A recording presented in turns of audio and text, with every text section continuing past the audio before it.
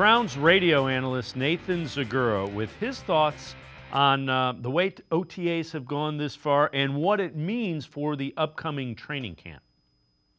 If there's a big story coming out of training camp, and I know quarterback is obviously that's the big story, but the second big story to me is, folks, this is a completely different OTA than we've seen with the Cleveland Browns in recent years. The number of reps, the intensity of reps, all of it. I think having these quarterbacks is kind of spurring that on. Maybe not from the intensity standpoint, but the number to get all the work. So you're having a team that's getting a lot more work out of their OTAs than they have in the past. And I'm telling you this right now because I've talked about it with numerous coaches on this team.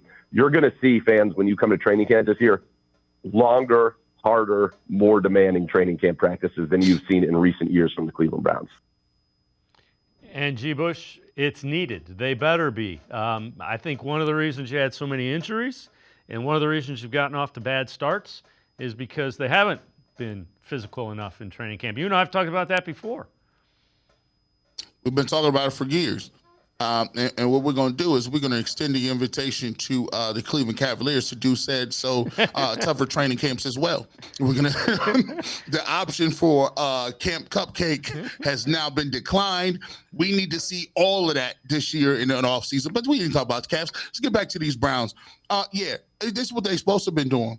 They were supposed to have been like this because when you look at what they've been traditionally over the last couple of years, I'm glad they got the Greenbrier out of here. Listen, training camp ain't about bonding. Training camp is getting your body and your mind ready to go through a gauntlet in the AFC North. Forget all that kumbaya stuff, hanging out at the golf course, walking around. Guys, you don't got your offensive line ready to go. And then when you wonder why we spend half the year, guys look like they trying to get in shape.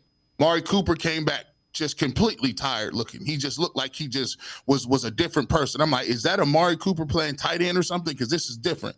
All the offensive line, you get a lot of holding penalties, jumping off starts, false starts, all of that because guess what?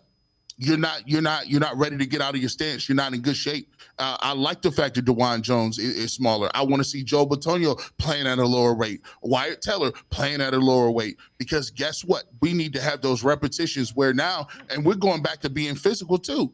So we're going to need you to be ready to go physically to run the football and be a physical team. David Njoku. I thought David Njoku looked slow last year. Looked like he had a couple extra pounds on him that he doesn't normally carry with him. I want to see guys getting back to a position where we are competing for our roles. Linebackers, secondary, I want to look like guys are flying. Martin Emerson, you look like a safety last year. He had safety speed at best. I want to see guys getting back to being in shape, back to flying around the football, especially on that defense, getting back to where we were a couple of years ago, where it looked like when it was noticeable. When teams played the Cleveland Browns, especially at home, you was in for a long day. So we need to get back to some of that, and part of that is having more competition in practice, longer practice, and being more physically and mentally tough to handle the rest of the season in which you got to go through.